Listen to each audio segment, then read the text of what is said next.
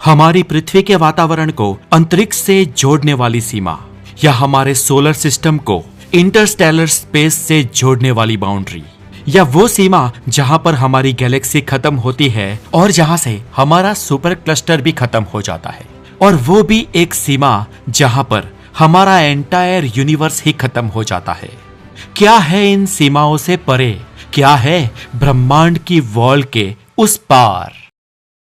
ब्रह्मांड की एक सीमा रेखा है, हमारे ब्रह्मांड की भी एक बाउंड्री है, मानो कि एक लिटरली वॉल है। और आज इस वीडियो में हम उस बाउंड्री की, उस वॉल की जर्नी के लिए निकलेंगे। लेकिन उससे पहले बताओ दोस्तों, तो हमारा ब्रह्मांड इतना विशाल है कि कोई आम इंसान के लिए या कोई व्यक्ति जो साइंटिफिक समीकरण या फिजिक्स को नहीं समझता, उसके लिए इसकी कल्पना भी कर पाना मुश्किल है। और हमारे इस विशाल ब्रह्मांड में बेहद ही विशाल, लेकिन ब्रह्मांड की तुलना में बहुत ही छोटी ऐसी बहुत सारी संरचनाएं हैं, जैसे कि सुपर क्लस्टर्स, उनके अंदर ऑर्डिनरी क्लस्टर्स, उनके अंदर विशालकाय गैलेक्सीज, और इवन उनके अंदर उनसे भी बहुत छोटी चीजें, यानी कि छोटे बड़े सोलर सिस्टम्स। और इन्हीं में से एक हमारा सोलर सिस्टम है। और हमारे एंटायर सोलर सिस्टम के सामने, जिसका द्रव्यमान 1% भी नहीं है, ऐसी एक हमारी पृथ्वी भी एक छोटे से डॉट के रूप में विराजमान है। और आज दोस्तों हम ब्रह्मांड के इन्हीं सब ऑब्जेक्ट्स की बाउंड्रीज को क्रॉस करने जा रहे हैं। और इसके लिए हमें बहुत ही विशाल स्पेसशिप चाहिए, जो प्रकाश की गति से भी तेज चल सके। तो चलिए हम हमारे इस स्पेसक्राफ्ट के इंजन को स्टार्ट करते हैं और पृथ्वी से शुरू करके सबसे पहली बाउंड्री को क्रॉस करते हैं। जैसे ही हम पृथ्वी के समुद्री तल से 100 किलोमीटर ऊपर आसमान में पहुंचेंगे, हमारी पहली बाउंड्री आएगी। पृथ्वी की इस सीमा पर कोई भी फ्लाइट्स या एरोप्लेन नहीं उड़ सकते। सभी पैसेंजर प्लेन्स पृथ्वी की सतह से करीब 10 से 11 किलोमीटर की ऊंचाई तक ही उड़ते हैं, लेकिन हम हैं 100 किलोमीटर ऊपर, जो पैसेंजर्स फ्लाइट की हाइट से 10 टाइम्स ऊपर है। और पृथ्वी की समुद्री सतह से 100 किलोमीटर ऊपर ये जो लाइन है, ये जो पॉइंट है, इसे कर्मन लाइन कहते हैं। और ये पृथ्वी के एटमॉस्फेयर को आउटर स्पेस से अलग करता है। जैसे ही हम कर्मन लाइन को क्रॉस करते हैं, हम पृथ्वी की सतह से आउटर स्पेस में पहुंच जाते हैं। अब हम यहाँ से आगे बढ़ते हैं और पहुंचते हैं हमारे एंटायर सोलर सिस्टम की सीमा पर। जुपिटर, सैटर्न, यूरेनस और नेपच्यून को पार करते हुए और डॉर्फ प्लैनेट्स को भी पार करते हुए, कोर सोलर सिस्टम के नजारे देखते हुए हम सीधा हाई स्पीड पर पहुंच जाते हैं पृथ्वी से 100 एस्ट्रोनॉमिकल यूनिट दूर तक।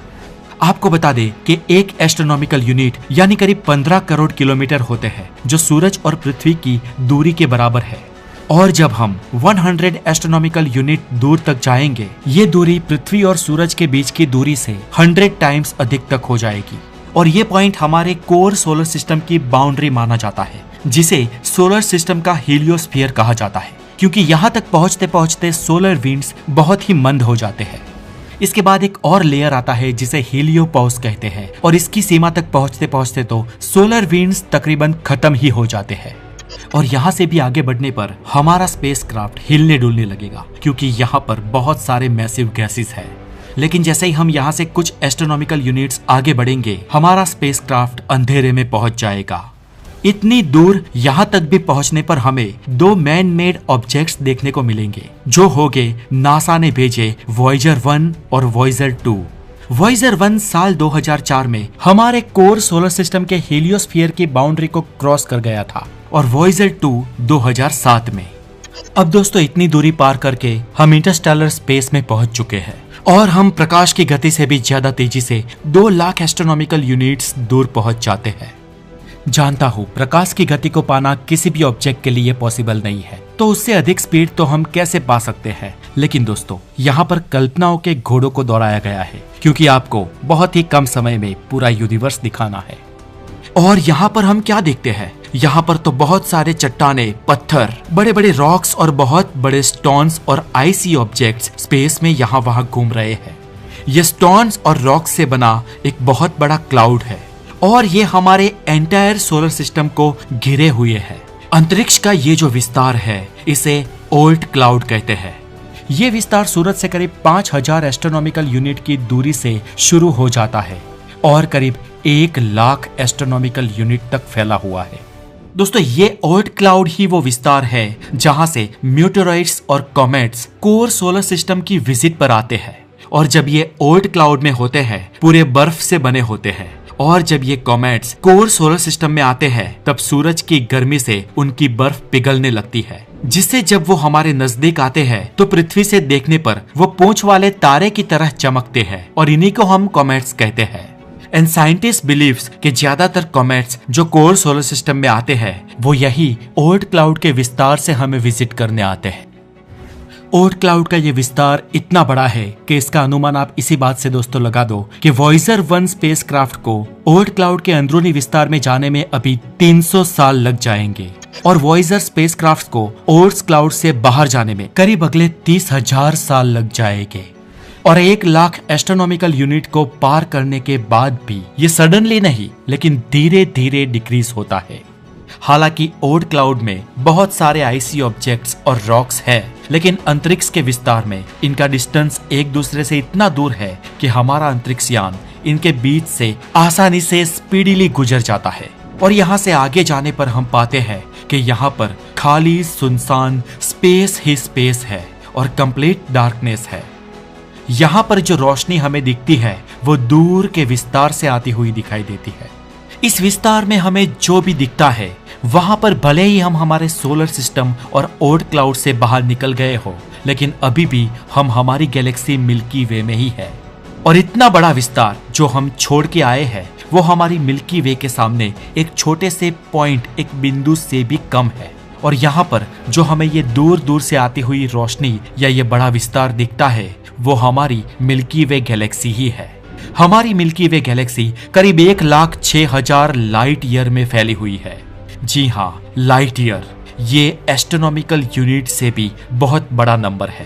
प्रकाश 3 लाख किलोमीटर पर सेकंड की रफ्तार से पूरे साल तक जो विस्तार तय करता है उसे महज 1 लाइट ईयर कहते हैं। किलोमीटर्स में नापे तो 1 लाइट ईयर मतलब 9.5 ट्रिलियन किलोमीटर। और दोस्तों हमारी मिल्की वे गैलेक्सी करीब 1,06,000 लाइट ईयर के विस्तार में फैली हुई है। सोचिए कितनी बड़ी होगी मिल्की वे। इन कन्वेंशनल रॉकेट हमारी मिल्की वे गैलेक्सी को पार करने में हमें करीब बिलियंस ऑफ ईयर लग जाएंगे। लेकिन दोस्तों हमें तो जल्दी जल्दी आगे बढ़ना है, इस वीडियो में ही सब कुछ कवर कर लेना है। इसलिए इमेजिन करो दोस्तों कि हम प्रकाश की स्पीड से भी हजारों गुना ज्यादा रफ्तार से चलने वाले किसी स्पेसक्राफ्ट में बैठे हैं। इसलिए हम कुछ ही घंटों में मिल्की वे गैलेक्सी के भी एज तक पहुंच जाते हैं। और यहाँ पर पहुंचने पर आप क्या देखते हैं? तो यहाँ पर आप देखते हैं there is no more interstellar winds. और यहाँ पर आपने अभी अभी हमारी मिल्की वे गैलेक्सी को पीछे छोड़ दिया है, जो पीछे मुड़ने पर आपको एक बड़े धब्बे की तरह दिखती है। और आगे आपको छोटी छोटी लाइट्स के छोटे छोटे धब्बे दिखते हैं। दरअसल ये छोटे छोटे धब्बे विशालकाय गैलेक्सीज है। इनमें से कुछ तो हमारी मिल्की वे गैलेक्सी से भी काफी बड़ी है, लेकिन डिस्टेंस दूर होने के कारण ये हमें छोटी छोटी दिखाई देती है। और अभी हम इन गैलेक्सीज के विस्तार के बीच के खालीपन के बीच है। लेकिन दोस्तों ब्रह्मांड के इस खालीपन में भी, इस अंधेरे में भी सब कुछ खाली नहीं है। इस शून्य अवकाश में भी डार्क मैटर या डार्क एनर्जी मौजूद है, जो ब्रह्मांड की इन गैलेक्सीज और सभी पदार्थों को बांधे रखती है। जब दोस्तों हम इस विस्तार से भी आगे बढ़ते हैं तो हमें पीछे छोटी छोटी गैलेक्सीज का एक और झुमका बनता दिखाई देता है। और आगे और विस्तार में जाते हुए हम पीछे जब देखते हैं तो गैलेक्सीज का एक बहुत बड़ा ग्रुप बन गया है। इसमें हमारी गैलेक्सी मिल्की वे भी मौजूद है। और गैलेक्सीज के इस बड़े ग्रुप को, इस बड़े झुमके को क्लस्टर कहते हैं। ये दोस्तों वो क्लस्टर है जिसमें हमारी पृथ्वी है। ये है लिनाकिया सुपर क्लस्टर। और आप मानोगे नहीं दोस्तों, लेकिन इस एक सुपर क्लस्टर में 1 लाख से भी ज्यादा छोटी बड़ी गैलेक्सीज आई हुई है। ये सभी गैलेक्सीज मिलकर इस सुपर क्लस्टर को बनाती है। और दोस्तों ऐसे कई सारे सुपर क्लस्टर्स मिलकर हमारा ब्रह्मांड बनाते हैं। दोस्तों ये है सभी छोटी बड़ी गैलेक्सीज और सुपर क्लस्टर्स से बना हुआ हमारा ब्रह्मांड, द एंटायर यूनिवर्स। इसे हम हमारा ऑब्जर्वेबल यूनिवर्स कहते हैं। जहां तक हम समझते हैं हमारा ब्रह्मांड 93 बिलियन लाइट ईयर में फैला हुआ है। पहले वैज्ञानिक ये मानते थे और ये थियरीज भी थी कि हमारा ब्रह्मांड इन्फिनेट है। लेकिन धीरे धीरे रिसर्च हुए और वैज्ञानिकों ने ब्रह्मांड को 2 हिस्सों में विभाजित किया। एक ऑब्जर्वेबल यूनिवर्स जिसे हम ऑब्जर्व कर सकते हैं, जिसमें पदार्थ मौजूद है। और एक है जहां तक हमारी हद नहीं पहुंचती, जो अनऑब्जर्वेबल यूनिवर्स की कैटेगरी में आता है। जैसे जैसे साइंस डेवलप्ड हुई, कुछ वैज्ञानिकों ने यह पाया कि हमारा ऑब्जर्वेबल यूनिवर्स जो 93 बिलियन लाइट ईयर में फैला हुआ है, उसकी एक बाउंड्री है और उस बाउंड्री के पार खालीपन है, अंधेरा है, कोई रोशनी नहीं है, कोई प्रकाश नहीं है और बहुत बड़े, बहुत लंबे विस्तार तक कुछ भी नहीं है। यूनिवर्स के उस पार ये एक बहुत बड़ा वॉइड है। अगर हम दोस्तों 93 बिलियन लाइट ईयर के विस्तार के पार, यानी कि हमारे ब्रह्मांड की सीमा से भी पार उस अंधेरे विस्तार में पहुंचते हैं और पीछे मुड़कर देखते हैं, तो शायद हमें हमारा एंटायर यूनिवर्स दिखेगा, जिसमें हमारी गैलेक्सी या इवन हमारा सुपर क्लस्टर भी किसी बिंदु के रूप में भी हमें नहीं दिखेगा। मानो के एक बड़े ओशन में एक छोटी सी बूंद हो, ऐसे वो ब्रह्मांड के किसी कोनों में समाया हुआ होगा। लाइट की स्पीड से हजारों गुना ज्यादा तेजी से भी यहाँ तक पहुँचने के बाद अगर हम हमारी पृथ्वी तक वापस पहुँचने की चेष्टा करते हैं, तो ब्रह्मांड में समय सापेक्ष होने के कारण हम भविष्य में इतने आगे पहुँच चुके होंगे कि यहाँ तक हमने लाखों सालों का समय तय कर लिया होगा और जहाँ से हम आए हैं वहां पर तो करोड़ों साल बीत चुके होंगे और वापस जाने पर उस जगह पर ना तो हमें हमारा सोलर सिस्टम मिलेगा, ना ही पृथ्वी मिलेगी और ना ही हमें हमारी गैलेक्सी मिलेगी। टाइम लूप में लाखों साल पहले हमारी गैलेक्सी ही खत्म हो चुकी होगी। इसलिए दोस्तों, अब वापस जाना व्यर्थ है। अब हम सिर्फ आगे ही बढ़ सकते हैं। यहाँ पर हमारी गैलेक्सी, हमारा संसार, हमारी दुनिया या हमारा ग्रह, हमारे सारे प्लैनेट्स या एंटायर सोलर सिस्टम ही खत्म हो चुका होगा। देयर इज नो मोर। सब कुछ खत्म, समाप्त, परिपूर्ण, टाटा, बाय बाय।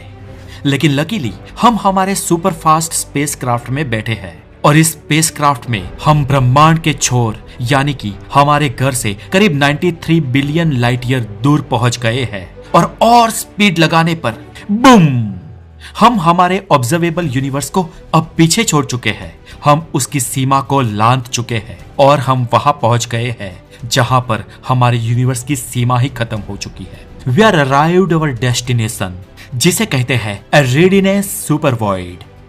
दोस्तों, इस जो मैं सुपर वॉइड की बात कर रहा हूँ, ये द बूडीज वॉइड नहीं है, जिसके बारे में आपने पढ़ा होगा या यूट्यूब पर वीडियो देखे होंगे। बूडीज वॉइड हमारे यूनिवर्स के बीचों बीच आया हुआ ऐसा खाली स्पेस है जो 330 मिलियन लाइट ईयर में फैला हुआ विस्तार है और जिसके बीच ना कोई गैलेक्सी, ना कोई ग्रह और ना कोई पदार्थ मौजूद है।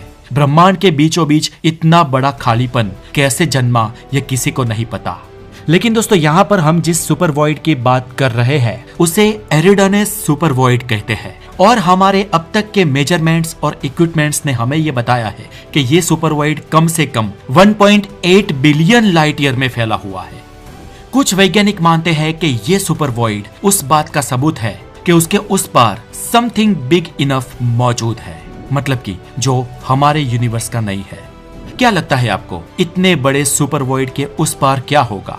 तो दोस्तों, कुछ वैज्ञानिक मानते हैं कि इस सुपर वॉइड के उस पार जो होगा वो अनदर यूनिवर्स हो सकता है और यहाँ से ही जन्मी है मल्टीवर्स या मल्टी यूनिवर्स थियरी। ये थियरी बताती है कि हमारे ब्रह्मांड के जैसे बहुत सारे ब्रह्मांड हैं और सभी ब्रह्मांडों के बीच एक सुपर वॉइड, एक बहुत बड़ा खालीपन मौजूद है जो सभी ऑब्जर्वेबल यूनिवर्स को एक दूसरे से अलग करता है। इमेजिन, ये सभी ब्रह्मांड बबल्स के रूप में मौजूद हो सकते हैं। हालांकि इस वीडियो में यूनिवर्स के एज के बाहर आई हुई जो भी चीजें मैं आपको बता रहा हूँ, ये सभी प्रूव नहीं हुई है। ये सभी बातें थियरीज है, लेकिन ये थियरीज वैज्ञानिक सिद्धांतों पर आधारित है। तो दोस्तों, क्या लगता है आपको, मल्टीवर्स थियरी सही है या नहीं? हमें कमेंट बॉक्स में जरूर बताएं।